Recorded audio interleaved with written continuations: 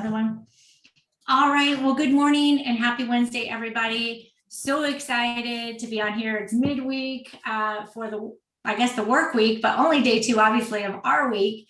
And I'm excited because you guys know that usually we have Jesse on Wednesdays, who we always love to hear from because he's always so inspiring and always has such great information. But we have a special guest here today, and I got to tell you, I had the pleasure of meeting this gentleman a few weeks ago in Phoenix in person. And he is just somebody, when you meet him, that he absolutely lights up the room. You want to talk to him. You want to have conversations because he is so inspiring, but honestly, just such a professional. And also, you can tell just has a heart of gold. Like, he is here to truly help people and help people succeed and win. And just has that positive attitude and that mindset, and has had an incredible career in network marketing, very, very successful. And he is actually going to come on this morning to spend a little time with us and share some of his tidbits. And I just can't wait for you to hear from him, because I know, first of all, if you do not have a notebook out yet, I'm going to tell you, get your notebook ready, get your pens ready. The last time that I heard him speak, I think I took 4 pages of notes. But you are going to definitely want to make sure that you get your notebooks ready for this. So anyway, we have Matt Morris on, brand new team member here at Seacret. He was at the top of World Ventures. And, with this merger, I can tell you, I am so grateful he's here. His whole organization, they just have so much energy, so much power. I absolutely love it. So Matt, thank you so much for joining us this morning. Hey, Trisha, I appreciate it. Thanks so much for having me on. Excited to see you guys. And that's a tall order to live up to. My head is, I'm surprised my head fits in the frame here. It's so big now, but no, excited to see you on. And it's been awesome getting to know you and, just being able to follow your lead. Definitely in student mode in a big way. I see Ruth on. Hey, Ruth, good to see you. I see Mike. Mike, good to see you on, man. I saw your training that you did with Dr. Cohn, and I got to tell you, man, super, super impressive. And if I wasn't already sold out on the products, I definitely was after hearing your talk. So I appreciate everything that you do, all of you guys do for the company. And so looking forward to getting to know the rest of you guys. This has definitely, like I said, been a big learning experience. I'll tell you my quick story, because sometimes you see, I don't know if any of you relate to this, but my first several years in network marketing, I would see these speakers and they would really inspire me. I'd go to events and it was like, wow, people hang on their every word and they're so dynamic and so powerful. And I got inspired a little, like I would get inspired, but the problem was, I just didn't relate to it because I didn't feel like that was me. I'm like, well, I could never get on stage and light it up like these people do. And it just seems like they have everything together. And I felt like nothing was put together with me. And, so I got in network marketing. I was actually 18 in college. I'm 44 now. I've been doing it for 25, 26 years. But I was actually working as a banquet waiter in Austin, Texas. I was going to school at the University of Texas at Austin. Went there for 3 years. I got about 2 years worth of credit. Dropped out before I failed out, and was working as a banquet waiter one night, and it was a pretty big banquet, and there was a cute waitress that was working the same shift that I was, and we would like run into each other in the kitchen, bringing dishes back and pouring coffee and serving dessert. Like, we kept running into each other, and she kept initiating conversation, and I was excited because 18-year-old guy and cute girl. So I'm trying to initiate conversation back. And at one point we're kind of at a break and we're standing in the back of the banquet hall, and she, we're talking, and she says, hey, have you ever thought about being in business for yourself? And I wanted to build rapport with her. And so I said, yeah, all the time, actually. And she says, well, why don't you write your number down and we'll talk business sometime? And I was like, man, I would love to talk business with her. So I gave her my number. she called me a day or two later and said, "Hey, it's Mary Beth. Remember we worked together?" I'm like, yeah. And she says, "Well, hey, I thought I'd see if you wanted to get together and talk business tomorrow night at the Hilton Hotel around 7 o'clock." I was like, all right, talk business, cute girl, hotel, nighttime, I'm in. And so I show up and she greets me at the lobby and she's like wearing a suit. Um, and she says, "Here, I want to introduce you to some of my colleagues." And so she walks me into a presentation room and I see my first network marketing presentation. So it was Amway. And I thought it was weird that they waited until the end of the presentation to actually say it was Amway. Um, and because I had never heard of it and I had never heard of network marketing. I was so naive. I literally thought they were the only network marketing company in the world. And I remember going home that night just thinking to myself, man, I can't believe they're the only company that does this. So I was absolutely clueless, but um, it was weird because she said at the end of the presentation, she probably shouldn't have said this. She said, "Yeah, I didn't tell you it was Amway because some people have like a weird idea about it." And I remember thinking, well, I don't know why, but that seems a little odd. And I came to another presentation like the next week and I signed up and super excited and gonna go crush it. And I literally was like, I did the numbers. Maybe you guys have done this before where, you know, if you sponsor 5, who sponsor 5, who sponsor 5, I'm like, oh my gosh, by the end of the year, I'll be making $100,000. I'll never have to get a job after college. And so I make a list and I start calling people and like immediately I realize I'm the last to know about network marketing. I'm the last to know about Amway. And, you know, I have basically after 2 years, I sponsored 3 people, 2 of which I paid for to get in. One was my mom. I never even told her she was in. I just bought her a kit because I needed the PV or whatever. And then the one guy who actually did enroll was a waiter friend of mine. He had been drinking before the presentation, so he signed up and like literally never heard from him again. So at the end of 2 years, I had one person in my group. It was me. And, you know, thankfully, my sponsor, she gave me a book, and that book was Think and Grow Rich by Napoleon Hill. And you know, what it talked about, like in the very beginning of the book, it said, within this book lies the secret of success. And I was like, all right, awesome. I can't wait. I want to know the secret of success because I grew up with a single mom working 2 and 3 jobs, working her way through college. She actually ended up going to law school, graduated law school when I was in high school, became an attorney. She actually retired as a judge. And so mom is my hero, definitely an inspiration for me. And, you know, I grew up not having money, so I wanted to make money. And so I read the whole book. And after reading the whole book, it never said the secret of success. And I was like, oh man, I must have been daydreaming.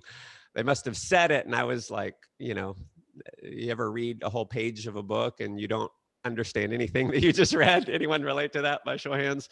Yeah. So I read the book a second time, specifically looking like, all right, where is it that it says the secret of success is this?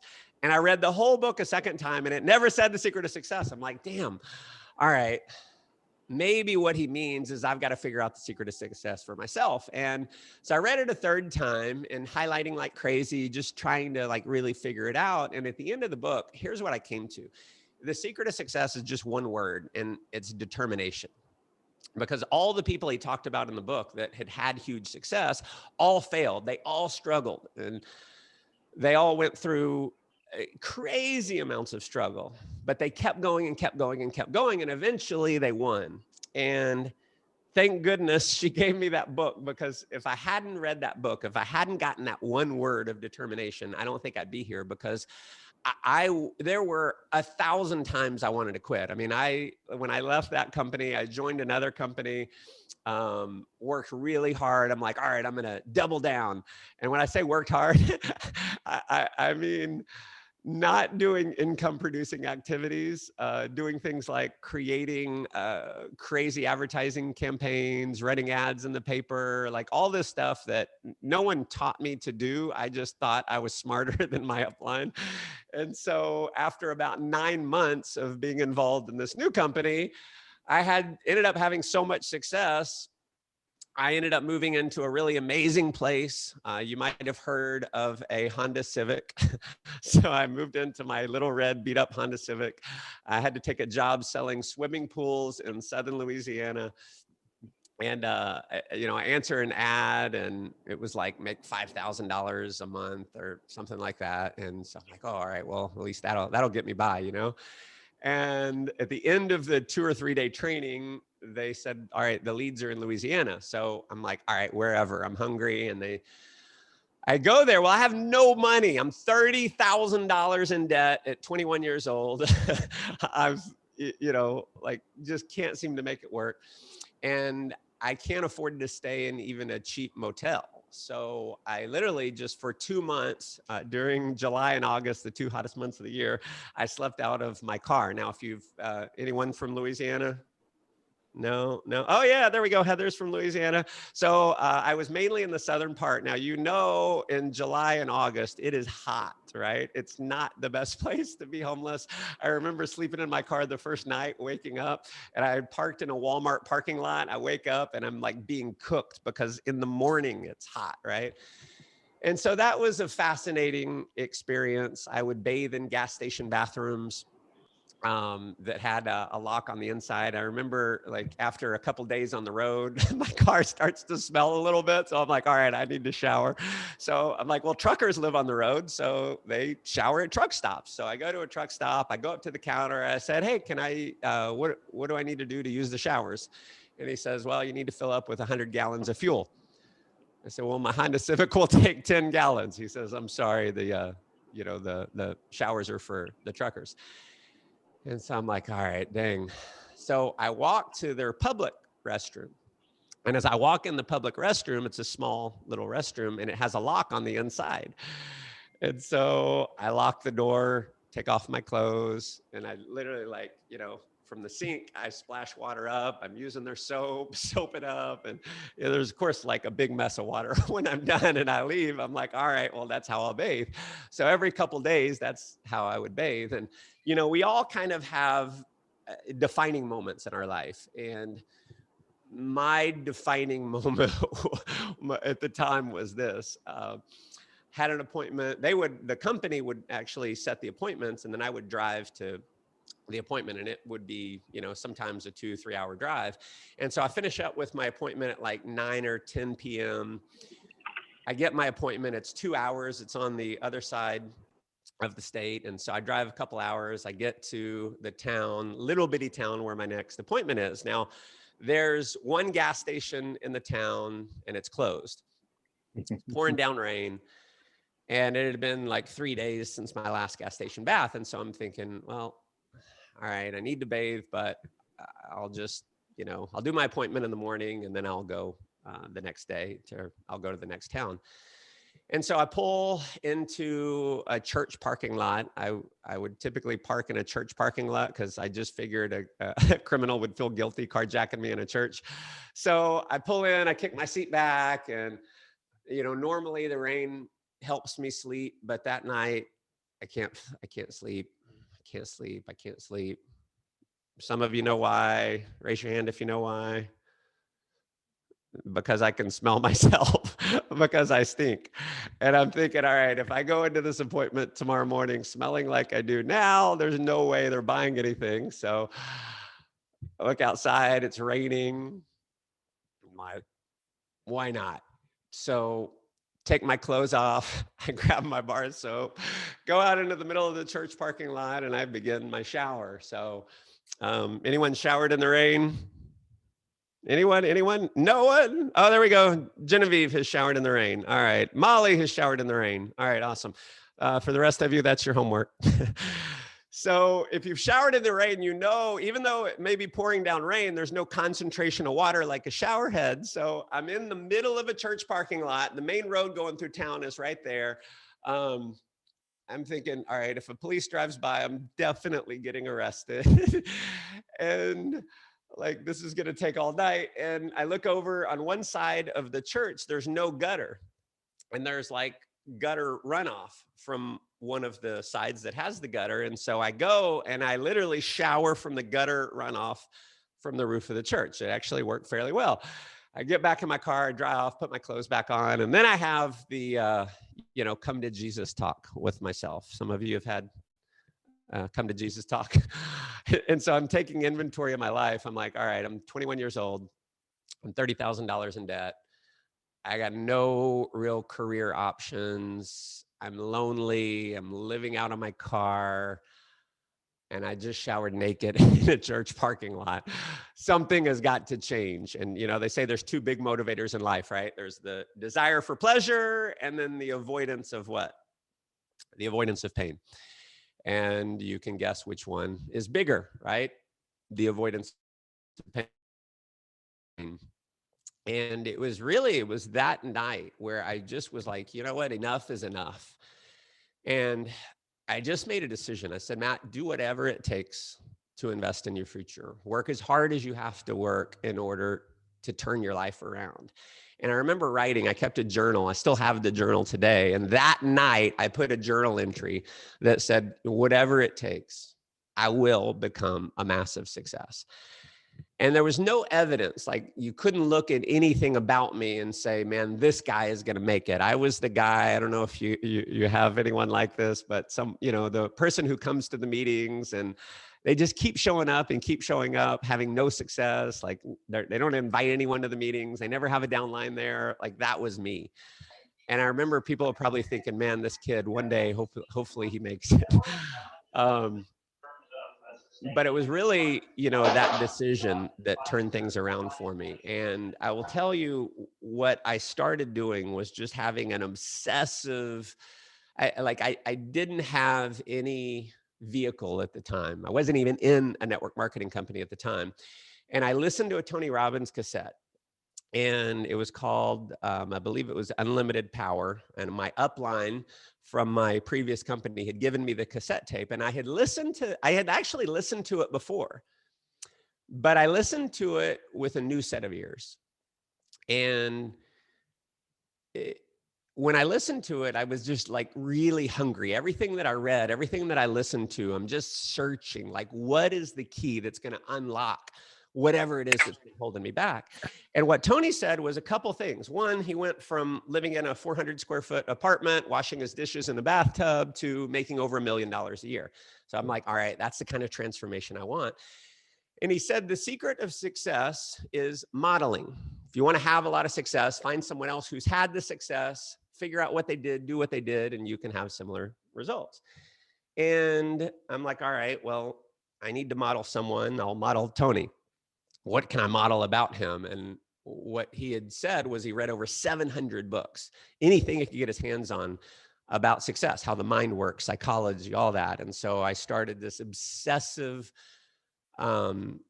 learning process where I would read a new book every 2 or 3 days. And when I was living out of my car, I couldn't afford a lot of books. I would literally, all of my spare time, I would either be reading a book that I owned or I'd be in the library reading their books. And so I'd sit for hours and hours.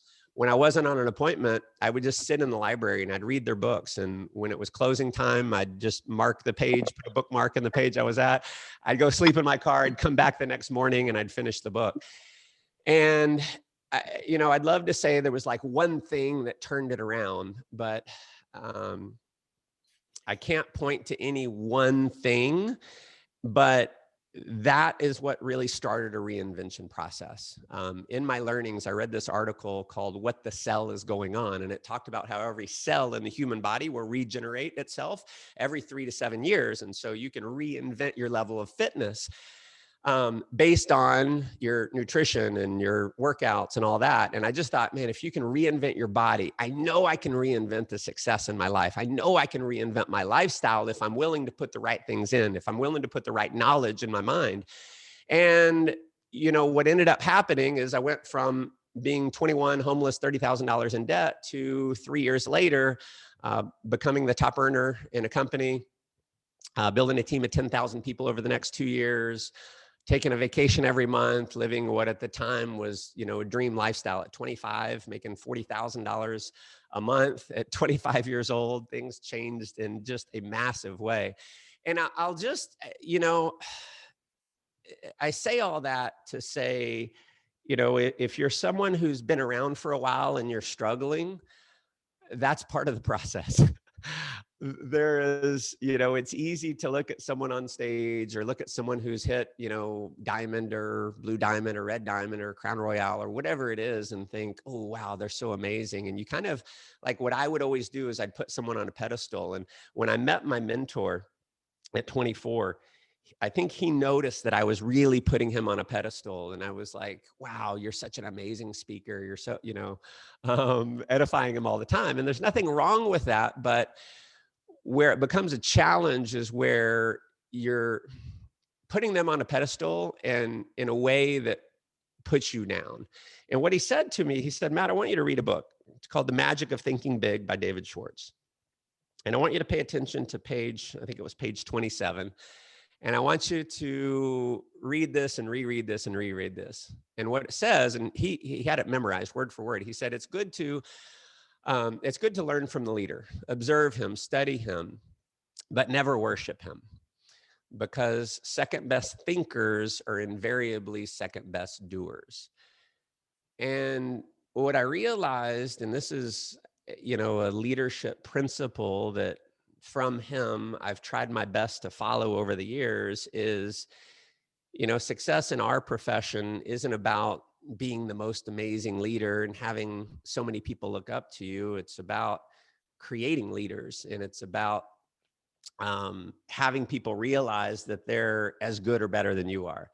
And so if I have a quest in this business, it's to have the people in my organization understand and really get that they're as good or better than I am if they're willing to just put the work in that I did and go through the things that I went through. And,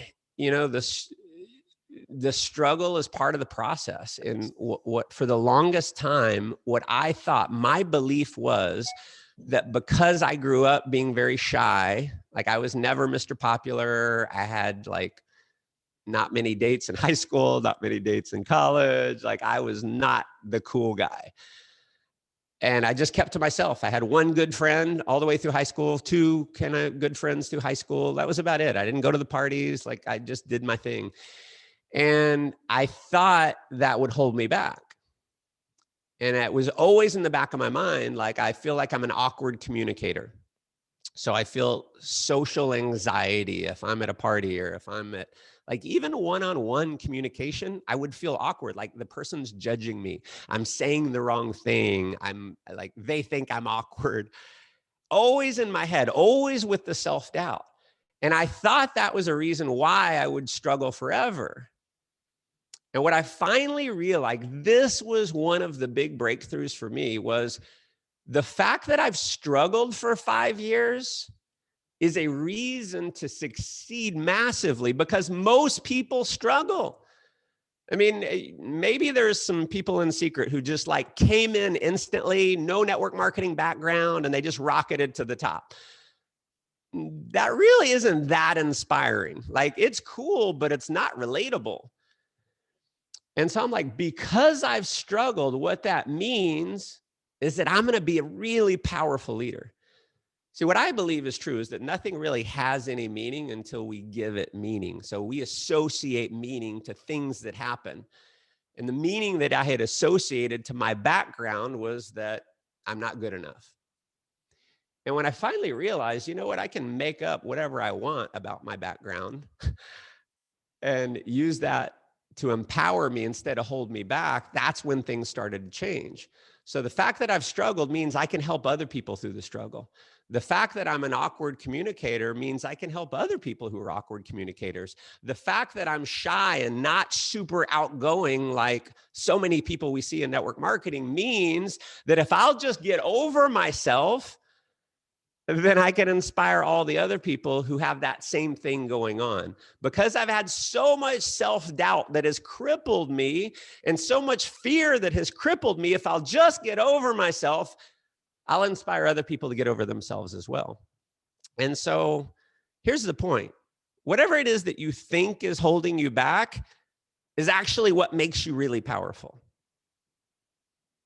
Let me say it again. Whatever you think is holding you back is actually what makes you really powerful. And I don't know what it is about you, but there are millions of other people that have the same thing going on. And if you'll just get over yourself, you'll inspire thousands of other people to get over themselves as well and to go create success.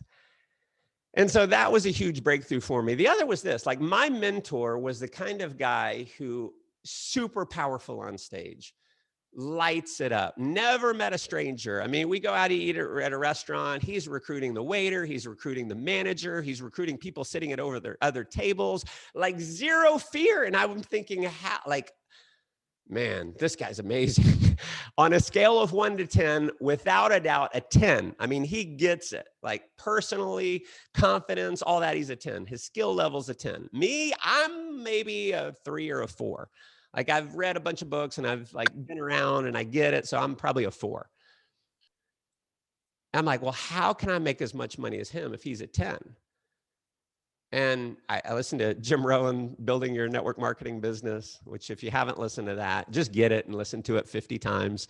Listen to it over and over and over. It's so perfect. And he said, if someone else is a 10 and you're a 1, you still win. How? You work 10 times harder.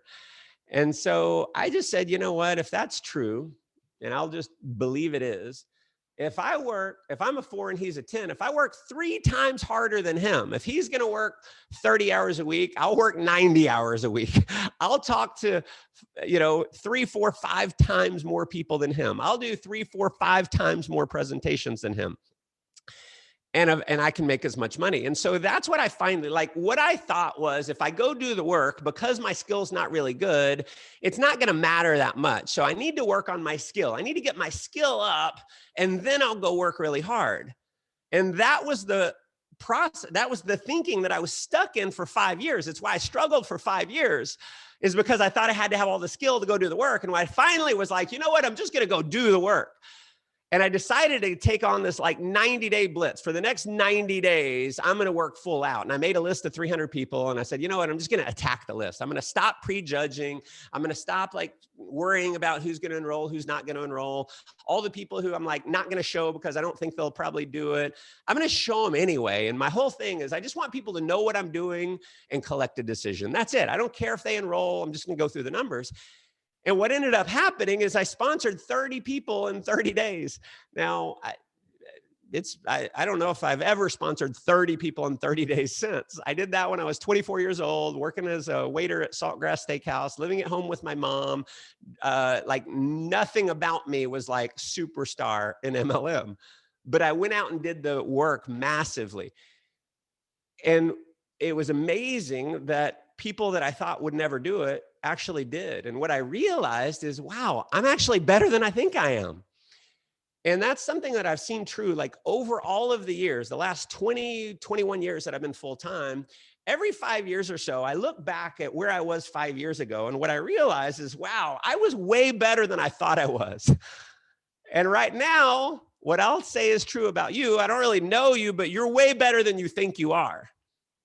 And, what did I say last night on a call? I wrote it down after I said it. You're way better than the level you're performing at. Think about that and just like stay in that question.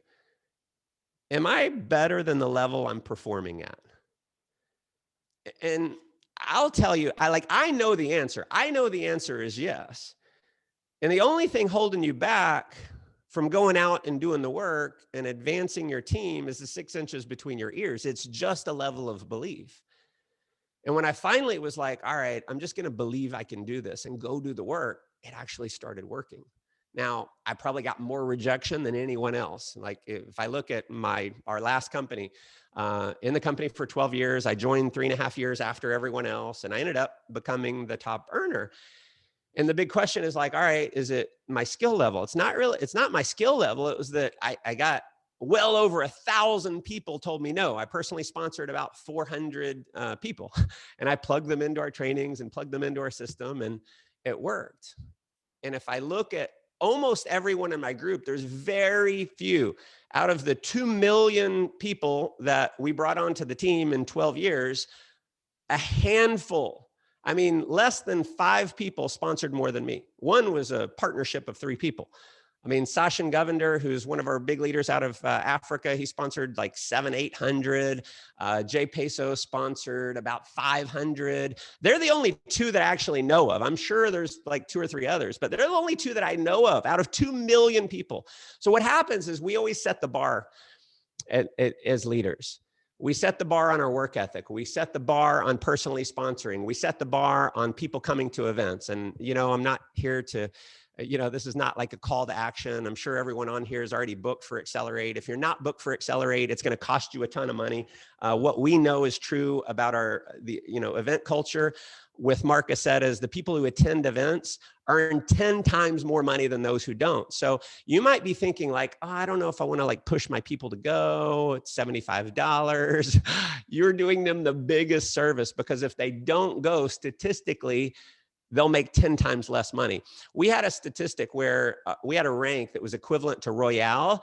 And we looked at all the people who, went and didn't go. And the people who went had a 37 times greater likelihood of hitting the equivalent of Royale.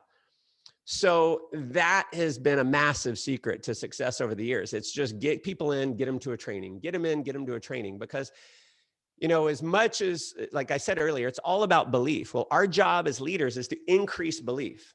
So with our prospect, if we want our prospect to enroll, we need to get their belief high enough for them to say, yes, I want to become an agent. Yes, I want to buy products.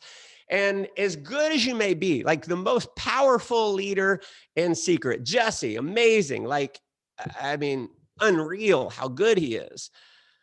He can get someone to a 6 or a 7. Like most of us can probably get them to a 5 or a 6. Like that's enough for them to join, but it's not enough for them to make the decision to go Diamond or Crown Royale. It's just not, like, we don't have the power to do that. But what happens is, if we want to increase belief, we get them in the community. So we get them in the Facebook groups. We promote trainings like this. But if you want their belief to get to a 10, you got to get them in front of Mark. And when you get them in front of Mark at Accelerate, and of course, Jesse will be training and Muzaffar training, and you haven't really seen Mark yet. And I'm just telling you, if you want to make the most money, the culture that you want to have within your team is that our team has the highest percentage of people attending events compared to any other team. And if you'll just focus on having more people at each event than the previous event, you'll hit momentum. Now, even if it's one person in your group that you have at Accelerate, and the next event you have 3, and the next one you have 5, this is where leaders are created. And if you just have that as your focus, event after event after event, just have more people at each one, you'll hit momentum. This is our entire secret. People are like, well, there's so many travel companies out there. Why did we dominate? Like, why is it that we did billions in sales, 5 million customers, I think. How, when there's so many other travel companies with superior compensation plans? Like, we did not have a good compensation plan. I had to build out 5 different positions in order to make a couple million a year. 5, it's insane. Here, you make more money on one. Like, this is, I've never had a compensation plan like this. I've never had anything this good. Why our team's working so hard is because we're used to having a compensation plan that was nowhere close to this, right? But the reason why we had success, despite a not good compensation plan, despite a product that, it's not like you can demo it, it's intangible. People aren't accustomed to spending money on a membership that they're not going to use right away. It's just a little weird. We did it just because of the trainings. We just made it our mission to get people to trainings. And when they get to the trainings, they get lit up. And then the last thing that I want to say is the other big breakthrough for me is with my mentor. I watched him, the way he would talk to prospects and the things that he would say on stage. And I was like, I knew the secret to success is modeling. And so I need to model him. Well, he would sit down with prospects and he'd go through the information. And he was so crazy confident. He would build so much belief in not just the product and not just the company, but in working with him. And he would say things like, at the end of a presentation, he would say things like, listen, John, man, what I see about you is that you're ambitious, you're hardworking, you're smart, you're talented, you have a lot of charisma. When you lock arms with me, if you're coachable and teachable, I'll make you unstoppable and we will crush this business. Are you ready to get started? And John, like his closing ratio was insanely high. It was like hard to say no to that. And I remember thinking, man, I wish I could say something like that. I wish I had the confidence to say that. And, here's what I quickly realized is if I want to have that confidence, I need to act the part.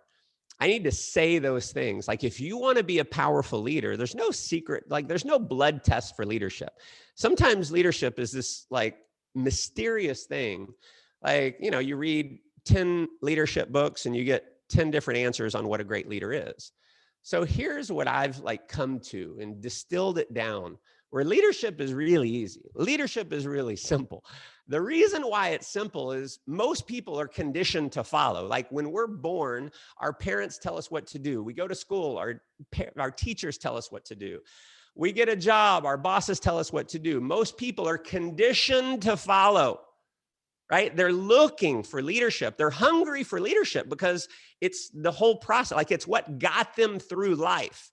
If they didn't have parents that led them, they wouldn't have survived infancy. So we're naturally wired to want strong leadership. That's how most people are. That's how they're wired. Now, if you'll understand this is how people are wired, then how do you take advantage of that as a leader? You step up and become a powerful leader. Well, how do you do that? You do the things that a powerful leader does. You say the things that a powerful leader says. So before I was ready, when I made that first run, I was like, all right, I need to go through the numbers massively, but I want to increase my success. I need to say what powerful leaders say. So when I would present, instead of being like, one of my early mentors said, this is a sorting business versus a selling business. And so I was like, all right, I'm just pure sort. Show the presentation, collect it, yes or no. Show a presentation, collect it, yes or no. But I wasn't like stepping up as a leader. I wasn't displaying any leadership. And so I didn't have a really high enrollment ratio. So what I started doing, and it was hugely uncomfortable at first, is I started saying the same things as Wayne. I'd say, Mary, listen, I know you have a heart to help people. I know how ambitious you are. You're smart. You know tons of people. I guarantee you can do this. If you're coachable and teachable, if you will lock arms with me, I will not let you fail and we'll go crush this. Are you ready to get started? And all of a sudden I started getting yes, yes, yes, yes. And not only did I get a yes, I started getting more duplication because they wanted to get their prospects in front of me. They wanted to do three-way phone calls with me. Why? Because they saw me as a powerful leader that could help them make a lot of money. And, that's one of the other things I saw Wayne say is, listen, if you'll put 10 people in front of me on a bad day, we'll enroll 3, 4, 5. So all you have to do is get people in front of me, have them watch the presentation, put them on the phone with me, set up a meeting at Starbucks and we'll present together. And on a bad day, we'll close, 3, 4, 5 out of 10. So it's just numbers. So I start having duplication. And it was, again, hugely uncomfortable. I didn't feel like I was worthy to say those things, but I spoke that reality into existence. It's how I was able to go from, right before that, working as a waiter, living at home with my mom, to becoming the #1 earner in the company. And it shocked me. I'm like, I can't believe this actually works. So I've gone longer than I was supposed to, but I just want to say for you guys, we appreciate you so much. Like we're coming into this company completely green, completely naive, feeling like, going through, stumbling our way, like all of us stumbling our way through presentations. Like I'm seeing some of our speakers who are like, you see them on stage and they'll blow your head off. They're so good. Watching them present, stumbling their way through it. I mean, we're all just figuring it out, but we understand that if we just keep doing it, we'll get good. And that's the secret, I think, is if you want to be really, really great, you just have to be willing to be bad. And so right now, all I'm doing is I'm pushing my team to get over the badness. Go do 100 bad meetings, stumble around your presentation 100 times, but you do it 100 times, you're gonna be really good. And we're learning a ton from you guys. Thank you so much. Those of you that have made yourselves available. I know a lot of our teams are kind of reaching out to you guys and you've been super supportive, even though we're not on the same team and all that, but we all really believe in the one big family culture. We support each other. Like I was on the phone with one of our cross-line leaders, Diamond, this morning, who's come over, and we work together and we do calls together like we're all on the same team. And I feel like you guys have that same philosophy here, and I know that's going to allow us all to make more money, because a rising tide raises all ships. So looking forward to doing big things with you guys and just building something truly great and helping a ton of people. So Trisha, thank you so much for having me on. Love you, and we'll be seeing you soon. Oh my gosh, Matt, thank you. Oh my gosh, this was incredible. I don't know how I took 3 more pages of notes, but seriously, just incredible story, so much passion, and so many great golden nuggets. We appreciate you so much for sharing that with us, and just for sharing your journey that you've had. And yes, we are always here to help in any way that we can. So thank you, thank you, thank you. We appreciate you. My pleasure. Thanks, everyone. Anybody else? We're good. All right, we are a wrap. All right, guys, the recording will be up shortly. So if you want to rewatch it, you can. And obviously, anybody who missed it, let's make sure we pass this on. Thank you again, Matt. Bye, guys.